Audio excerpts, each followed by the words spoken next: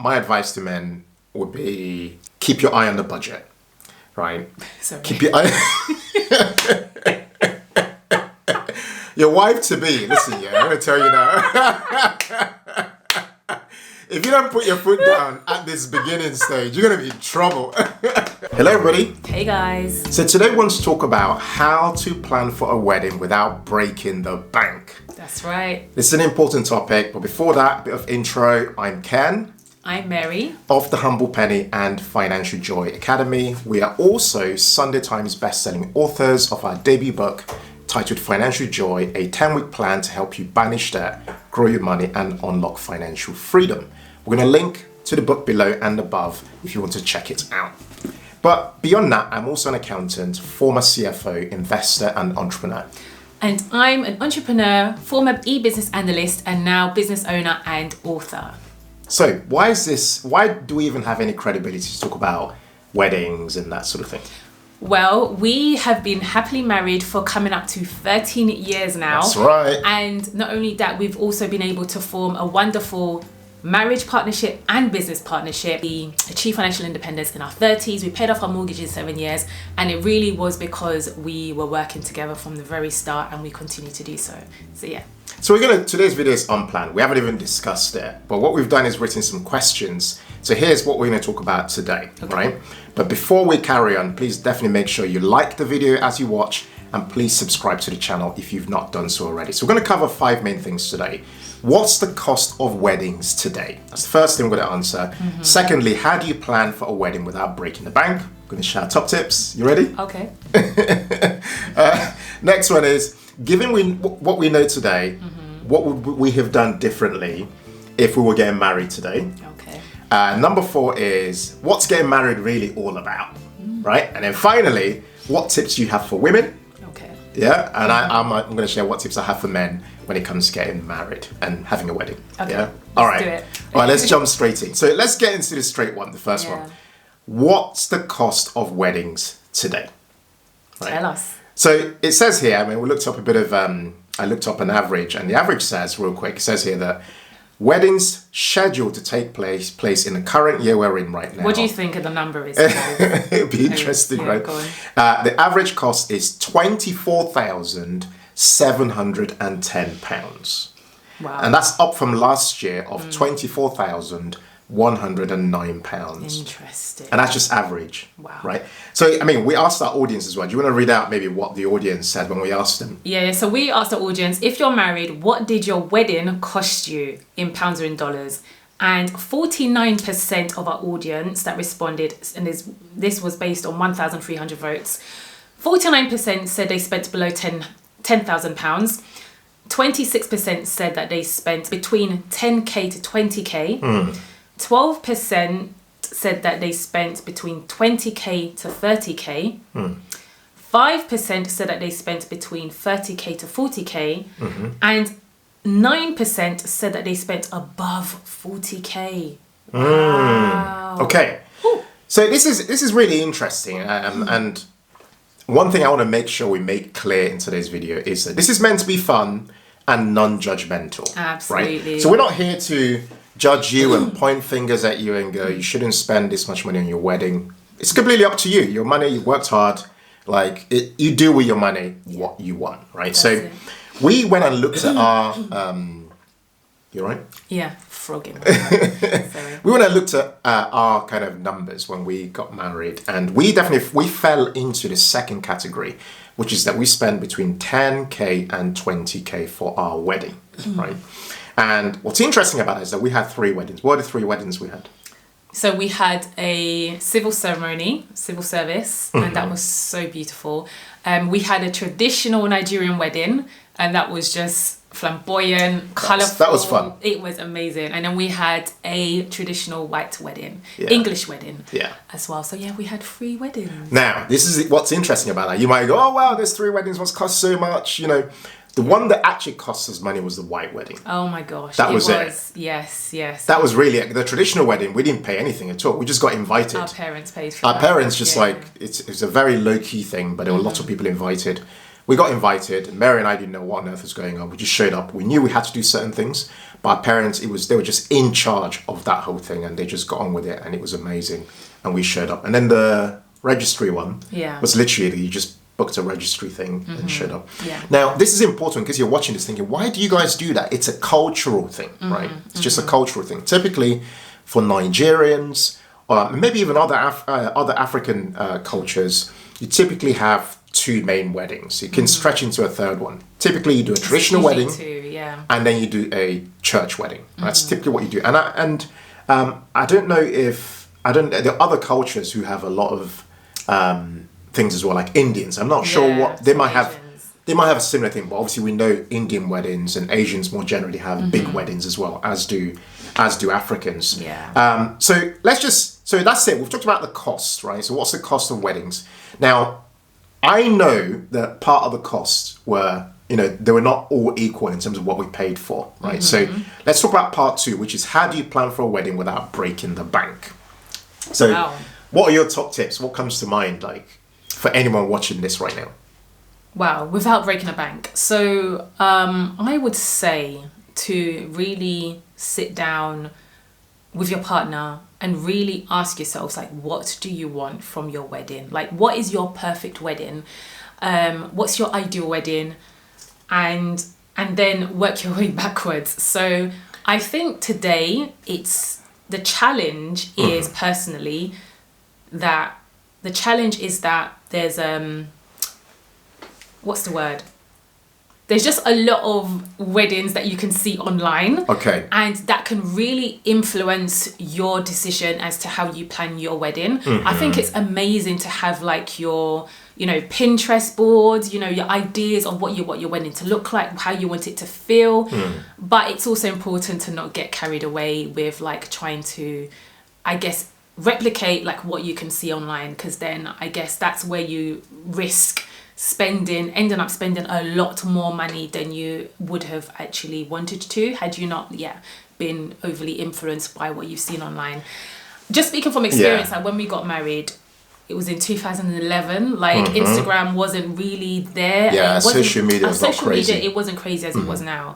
And so I guess, I wasn't so much influenced, although I was to a degree, but not so much. I didn't really want to have the perfect picture for the gram or want to be featured on these big wedding sites. What's the sites? Bella Niger. Bella Niger, I love that website, by the way. But so really decide on what you want and really think about how you want your guests to feel like when they come, because you can make your wedding so special without it costing an arm and a leg. Like the things that I remember the most are the speeches. Okay, before we get to that detail, I actually want to just add some reality to this as well. So some real life from today, from present day. Okay. So we got a message, right? So someone messaged me. I had a dilemma from LinkedIn. Okay. I got DM'd and I'm getting these dilemmas on LinkedIn and they're very, very interesting and I'm solving them on LinkedIn and now on here, for example. Yeah. Dilemma says, this is a bit of a random question and we can put this up on the screen. Thought you might be able to help. I'm planning to propose to my girlfriend next month. Ooh. And I'm currently looking at an engagement ring. As I'm sure you are aware, they are very expensive, right? So I was wondering if you could recommend a good place to go that's reasonably priced. I went to Harrods earlier. Wow. Harrods, wow. Okay. And to check out Tiffany and De Beers, etc. But reading online, I get the sense that I'd be paying a big premium for those brands. Any advice you could offer would be greatly appreciated. Then he goes on and says, maybe there's a YouTube video, for example, how not to break the bank when planning a wedding. Okay. Right? So I want to just chip that in. Okay. So this is someone's dilemma right now, right? Literally, he's about to propose to his girlfriend. Yeah. So, where do you say? Okay, so one thing I'll say to him, right, as a brother, right, I'm going to I would tell you as though I was speaking to you face to face, right? Okay. In fact, I'm going to ask you, what do you think about, there's a documentary I watched about diamonds, right, online, right? Okay. And I watched this documentary and obviously technology's moved on. And a lot of these places you go to buy these diamonds, they just sell you a dream, basically. That's the whole idea. A dream is being sold. And there's this debate between should you buy a real diamond or should you buy a manufactured diamond in like in a lab, effectively. They look exactly the same. Right. In fact, the manufactured diamond actually sometimes even has more of those things people look for, like clarity and all those amazing things. Yeah. So if I was speaking to you privately and I was saying to you, like, here's what I would do, I personally wouldn't spend thousands upon thousands of pounds trying to buy an expensive diamond ring on my just thinking about it today, particularly where things are. So the alternative way to kind of save money is why don't you just buy like a, if you really want to buy a diamond, why don't you buy one that still speaks to you and speaks to potentially your partner, but one that was maybe manufactured. What do you think? Wow, manufactured. That's what I mean. I think even today, I think most diamonds out there, in fact, you need to watch that documentary. Most people most people who have diamond rings are actually don't actually have real diamonds. Really? And it's better for, man. And it's better for, it's better for sustainability and that sort of thing. Because there's so much. Remember that film Blood Diamonds from many years ago? Do you know how many people die trying to get real diamonds? Yeah. And then feed like a massive industry out there. Is it significantly cheaper though? It's materially cheaper. Right. Yes. Okay. It's materially cheaper. Although it's a marketplace. Again, it's a product because diamonds are ultimately. Although they're nice and they're very beautiful, and I can hear a lot of women like screaming, but although they're nice and very beautiful, they're ultimately effectively like a dream being sort of. So they represent a commitment, but it also represents, from an industry perspective, it also represents a marketplace for for diamond manufacturers. Okay. So reading his message, I definitely wouldn't go anywhere near those places you mentioned. Yeah, I wouldn't either. I wouldn't go to Harrods or Tiffany's. About the manufactured diamonds, I don't really know. I've never really thought about that, but I'm sure your wife-to-be will appreciate a beautiful diamond, the look of it, the style, and not necessarily be wedded on the place that you got it from. But your partner more than we do, so we can't really answer that question. But I'm sure there's a calculation as to how much a guy should spend on the ring, right? So it's your salary times, was it your monthly earnings times 3 or something like that, or but you see, that's the thing. I don't know what it is, because I'm a woman, okay? You buy me the ring, hello. So I should be asking you. Yeah, but that's the thing. I think those ideas of how much a guy should spend on a wedding ring are completely outdated. I actually think like what matters is the fact that you actually care about your spouse, and the fact that you're not just proposing to tick a box or to say I've done it according to some maths that I found on the internet on this article. Yeah. But the fact that you're actually proposing to her because you really want to get married to that person, and you're looking at this as this is it. Like, we're getting married. Where I'm not doing this just so that it looks beautiful and you can flash the thing to your friends or flash it on social media. I personally think that a wedding that has, even if it's a simple band, or if you had to buy a diamond, one that suits your taste, but isn't just flashy, even if it meets those requirements and doesn't tick a box on some maths calculation of X times your salary or whatever, I personally think is even more meaningful. Yeah. But I think it takes a particular kind of person, particular kind of guy to actually do that though. I think what I would say is to don't get into debt from buying an engagement ring, because that's not the best way to actually start your marriage. And also with regards to the wedding as well, because I had a lot of savings for a house. And when we were planning our wedding, we were looking at how much we had and were considering spending some of that money. And I was like, no, we're keeping this money for the deposit for a house. And that made us work harder, save more, and think about creative ways that we can actually fund the wedding. So what I would say is, again, don't get into debt from buying an engagement ring, and don't go into debt planning a wedding. Actually save up for your wedding.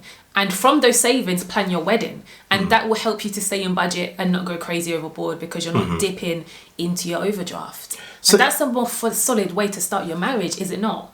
Rather than having money problems. Like money is the second cause, actually it's now the number one cause of divorce. So you don't really want the wedding, which is supposed to be a beautiful moment, to actually then be an issue in your marriage, cause an issue in your marriage.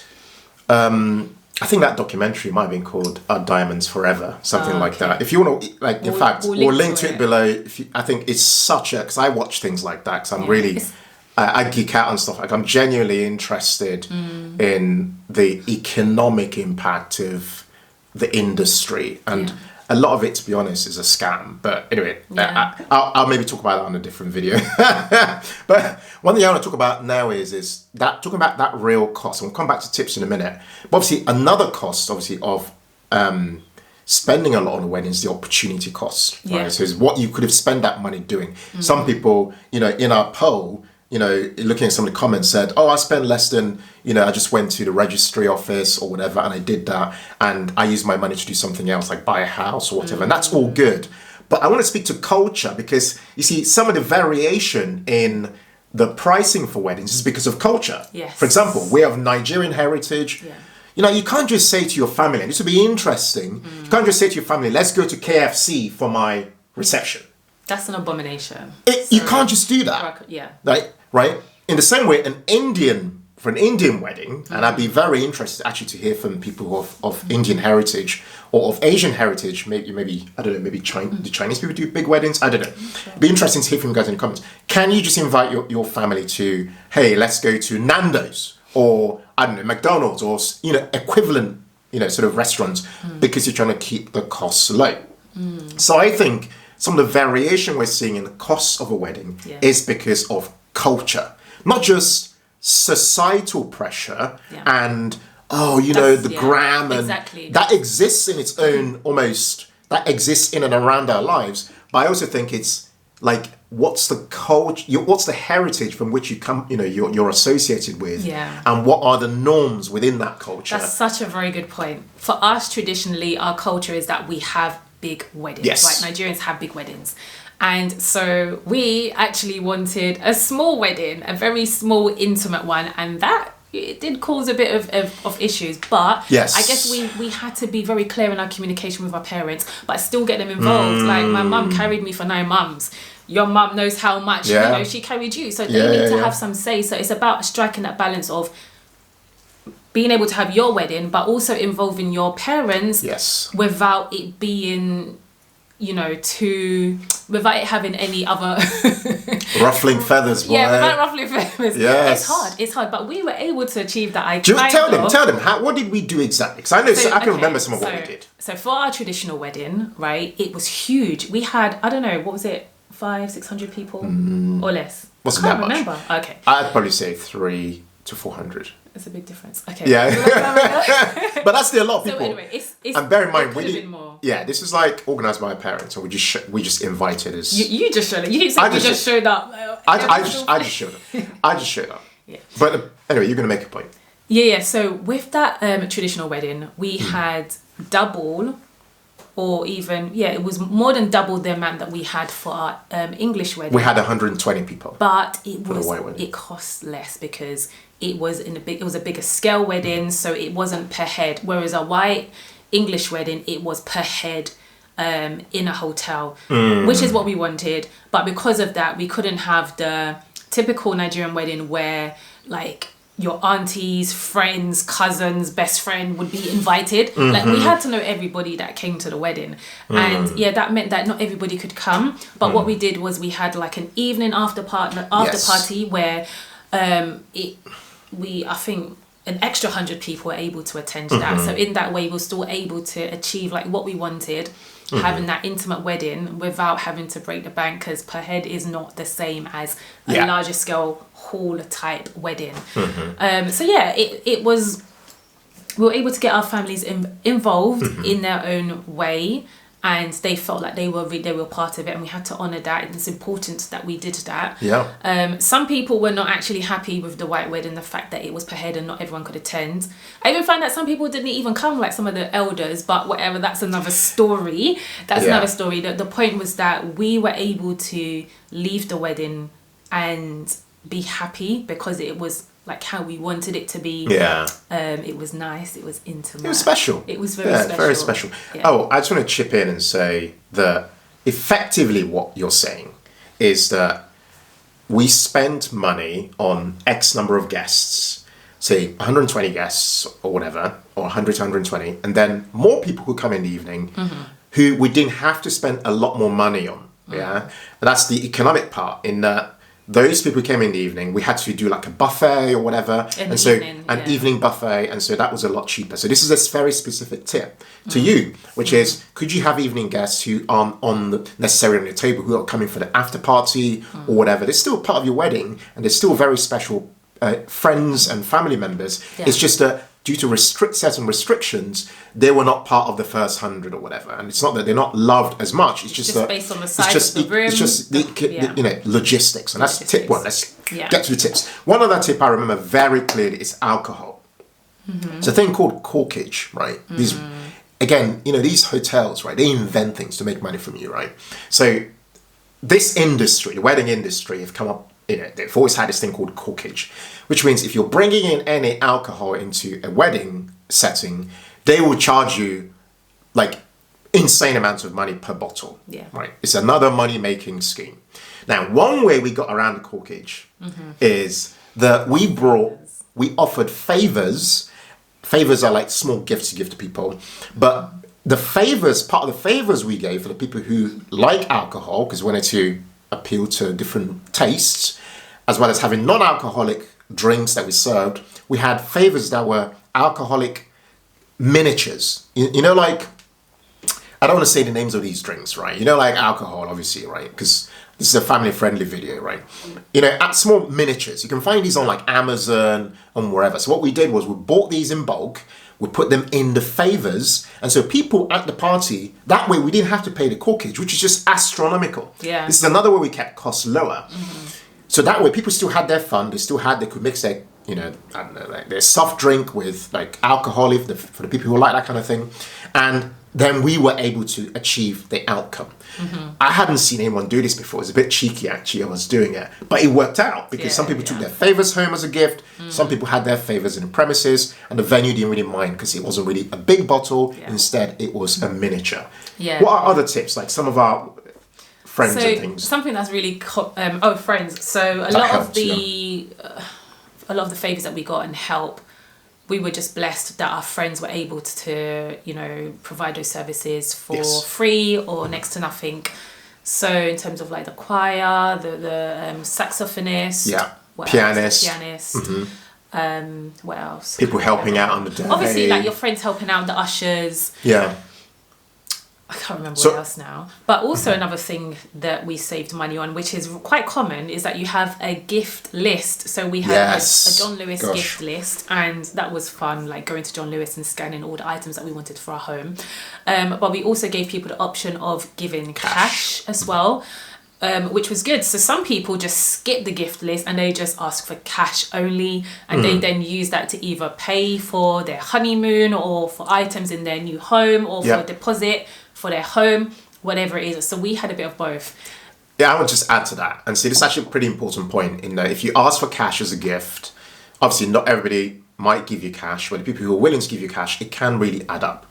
Again, in our Nigerian culture, we do this thing called spraying money, like whilst you're dancing. Like when we tallied up that whole money, it came to thousands of dollars, right? Of just spraying. And this is before like actual gifts of money. So I'm saying this to say that for some people, the net impact of your wedding costs, if you plan it really well, might not be as much as it, you might end up forking out, because you say you spent X amount, let's say you spent £10,000 and you got, I don't know, making it up, say £5,000 in gifts in cash. The net impact of that is £5,000 as a cost to you. So I'm just mentioning that to say that there are visible costs to having a wedding, and there are hidden costs or potential gains.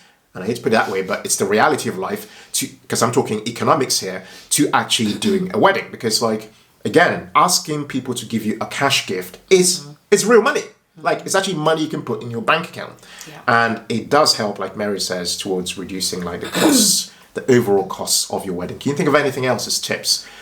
Venue. It's about venue costs. So I know that for our wedding, the venue, because we wanted a really lovely venue, it was in central London. London's very expensive, right? Whereas we went to a wedding, your brother got married and his wife, they went to Poland.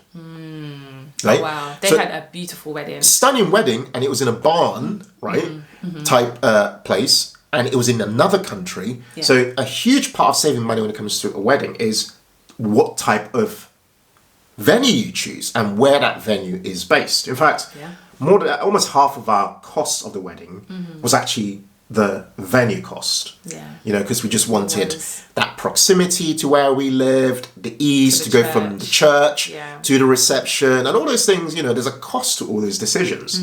So another tip really is can you think of an alternative? Like, for example, if somebody has a really nice garden, a big garden, a lot of people who live in the countryside have massive gardens. Could you use their garden for your wedding? Yeah. That's a tip. Marquee weddings are beautiful. Very beautiful. Yeah. And you save a lot of money. Especially in the summer. Yeah, like pay someone a few £100 or whatever for a day, rent the space, use it for your wedding potentially. Yeah. I think it's just like, and you can even make those weddings even so special. They can be well decorated and stuff like that, to the point where you're actually saving a lot on the cost. Because in London, you're paying for London really. That's one thing. If I had to Yeah. change something, I think that's overrated. Yeah, I think you're right. If there was one thing that would change, then maybe we wouldn't have gotten married in London. in London. Yeah. But we were wedded on that church. so- Yeah, and we didn't want to travel too far. And Yeah. All right, what can you think of any other tips, real quick, before we go on to come to wrap up? Any No, for tips some- on savings? Okay. Now, next one is what's getting married ultimately about? Ooh. Well, this is the big one because like there's all this planning towards a wedding, but actually it's the marriage that's really important, right? Because that's what's going to last a lifetime. So it's essentially about making that commitment to do your life with one person. Two becomes one, and within that, there's obviously you're being loyal to one person, you're supporting each other through ups and downs, the highs and lows. What's the what do we say when we get married? The vows. The vows are very important. Like we, especially as people of faith, there's another element of like having children, God willing, if you're able to, and the act that involves, the beauty in keeping it within marriage. So, I think that's I agree with everything you've said, and I couldn't have said it better. I think for me, one thing I picked out was at the beginning you said like, you want to go into this and you want it to last forever. But sadly, for a lot of people, it's not lasting forever. Yeah, of course, there's a growing number of people, a higher proportion of people are becoming divorced, and for different circumstances. So I personally think like rushing into a wedding is. Or into marriage, is like, you need to really think very well about it. Now, it doesn't mean you should become afraid of commitment, because, without commitment, you don't really have a lot, commitment's so important in different ways, whether it's to your business or to your goals or to your partner. Commitment's so critical. But I just think the culture of today, the societal pressure when it comes to weddings, and I want it to look this way, I want us to dance in, and everyone wants to outdo each other's dances, and there's a lot of that. We had a dance. We had a very beautiful dance, and I loved it. But the point is you can get easily caught up in all of that to the point where that becomes your sole focus for So what are you saying? What's the purpose of a wedding, or what's the purpose of a marriage? Yeah, ultimately the purpose of your wedding is for you to be united with somebody, and for it to become a sacred thing. Yeah. Right? It's you committing to each other, and that's really it. And then it's focusing and working on it, because there'll be times when things don't work out. There'll be times when you're poor, or times when you're rich. There are times when you have poor health, times when you have very good health. There are times when you might not even find your partner that they might do annoying things. Like I saw Idris Elba shared like a video of like farting and stuff. Like I thought that was so funny on his Instagram. I thought, wow, like it's so interesting to watch and inspiring to watch this couple get comfortable talking out about things that are natural, but yet we kind of frown upon at the same time. So there'll be weird things that happen in a union, in a marriage, but ultimately you need to work with that person in sickness and in health, in rich and poor, and you have faith challenges and so on. Yeah. So for me, getting married is ultimately about love, and it's ultimately about that's the key word. It's ultimately about like being selfless, and it's not just about you and what you want all the time and what you want. You know, it's about like, okay, right, you know, we're in a union. It's about us, not me, and that's a very big distinction. It's about sacrifice and just coming together, like being on the same page and having those difficult conversations, but those conversations are important. So we're going to wrap up this video with the final part 5, which is what tips do you have for women regarding weddings and marriage, and I'll share what specific tips I have for men. Okay, so off the top of my head, I would say that firstly, one tip that I was given when planning my wedding was that a lot of women or couples, they didn't enjoy their wedding. They weren't able to enjoy it because it was just like, oh, do this, do that, do that. So one tip I would say is that make sure that you plan a wedding that you will enjoy, you will look back on and have fond memories about your special day. Because it's a once in a lifetime. Obviously, like Ken said, it might not be for other people, but you want to be able to look back up and be fond of your wedding day. Secondly, I would say, what's the next thing? Make sure that you're comfortable in your dress. Like, make sure that the dress is suitable for you, for your body type, and don't be so, again, skewed by what you're seeing online, on Instagram. It's important because, it's your dress. It's like the thing that everyone looks at. You want to be able to look at your photos, your wedding pictures, and be like, oh, what a beautiful day. Don't we look amazing? And you want to be able to show that to your children and your grandchildren. And thirdly, remember that ultimately it all leads to your marriage. Okay, this one day which you put so much emphasis, all of that emphasis and planning and all of that you're putting towards your wedding, make sure you put all of that same effort into your marriage and continue to do so, because that's where the beauty is in an intentional marriage, that you don't just coast through, but that you plan certain things, so whether that's date nights, and also just remember what made you fall in love with your partner. Because like Ken said, when you move in with each other, you live together, you see each other every day, you might see some things that you're like, what's that now? But always remind yourself why you fell in love with that person.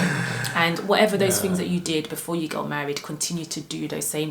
Men, continue to court your wives, okay? Continue to be romantic. Why are you giving me side eye? That's a top tip. Yeah. What about you? Okay, so my advice to men would be, number one, keep your eye on the budget, right? Sorry. Keep your eye... Your wife to be, listen, I'm going to tell you now. If you don't put your foot down at this beginning stage, you're going to be in trouble. This is the time to set the scene for what's coming. That's so funny. You need to keep an eye on that budget, right? Track every pound or dollar. I'm telling you now, right? That's my first tip. Okay. Keep an eye on the budget.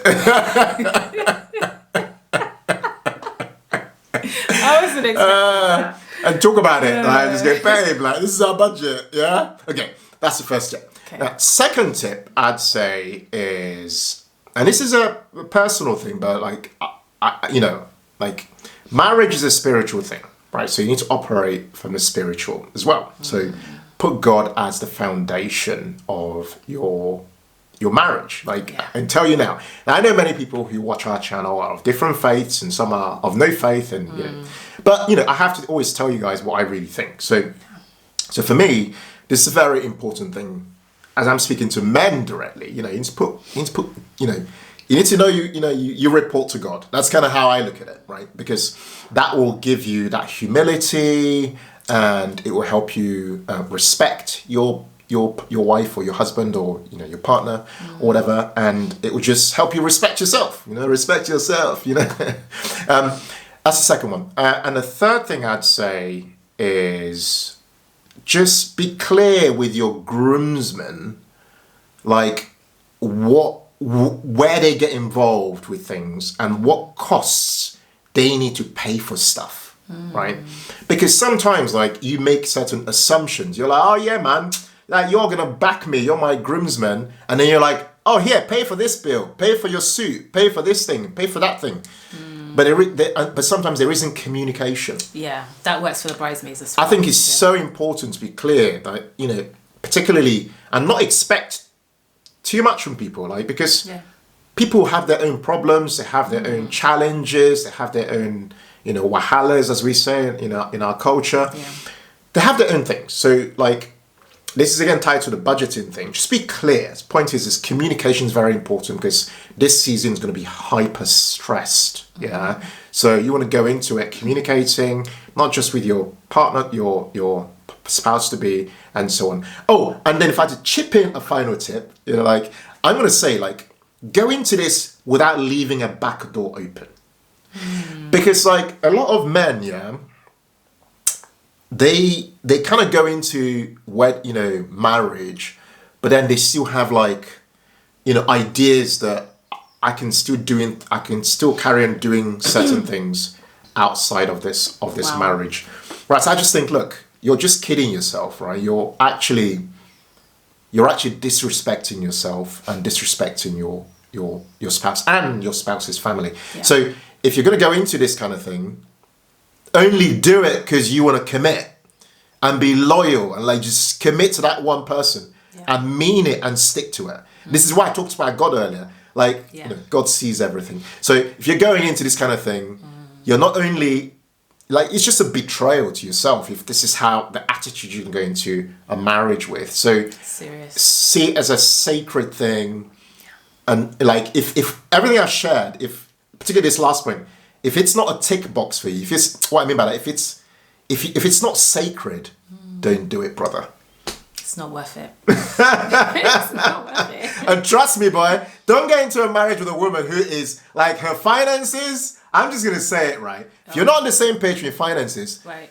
In fact, I'm surprised we haven't even said it yet. And that's do the marriage prep class. Yeah. Because we did it. We did it. That was one actually tip that I forgot to give. Anyway, this is for the people who watch the video to the end. I know, right? Exactly. Top the golden nuggets were at the end. Listen, the marriage prep classes that we had, I cannot speak highly enough about it.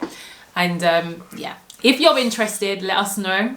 Send us a message and we will let you know. Like, so basically we did it at church. Maybe, in fact, we may offer these things, because we're speaking to couples now. It may be a thing where we do, like, a couples event, you know. In fact, do you know how many people, in fact, just speaking to it right now, do you know how many people who are single, right? So many single people who are getting older and feeling a lot of pressure, but need to hear from people like us. Yeah. Right? I'm thinking, if you'd like to see an event like that where we're speaking to single people or speaking to couples, you know, in the region of their finances and life more generally, drop us what should I drop in the chat? Just so we know. Unique. A heart. A heart and a ring. Yeah, a heart. Yeah, drop a heart and a ring emoji in the chat. And we'll see, because I feel like God's leading us in a space where we're doing it in churches and other events. Yeah. Like, why not kind of make it absolutely more available to everybody. But anyway, hope you enjoyed today's video. If you really enjoyed our little chit chat about getting married, please hit the like button, share this video with somebody else who you think will get value from it, and please spend a moment and subscribe to the channel. Every single subscriber really, really matters. Oh, and by the way, worth wrapping up, we are Sunday Times bestsellers, where go and buy a copy of our best-selling books. So definitely go on Amazon or all other major retailers and buy one for your loved one as well. Yeah. Oh, and by the way, if you've got a copy already, would really, really appreciate it. Give us an honest, specific review. Yes. Just write one on Amazon or Waterstones or both or Audible. Every review matters, but please be honest. Because we think this. We know this is this is the best. It's the best work out there, literally. If you read it, you will know, right? So be honest, be specific, and beyond that, much love to you. Much love, guys. Thank you so much. And to our person who sent us a case study, I hope the proposal goes well, let us know. Keep us posted on how that goes, and we hope today has been really helpful to you. And to other people as well. But let us know in the comments what you thought of this video. Actually, let us know, write us something, and then give us the hearts and the what was it? The ring emoji at the end of your response. Thank you guys so much for watching today's video. And as always, in all things, be thankful and seek joy. Take care. Bye.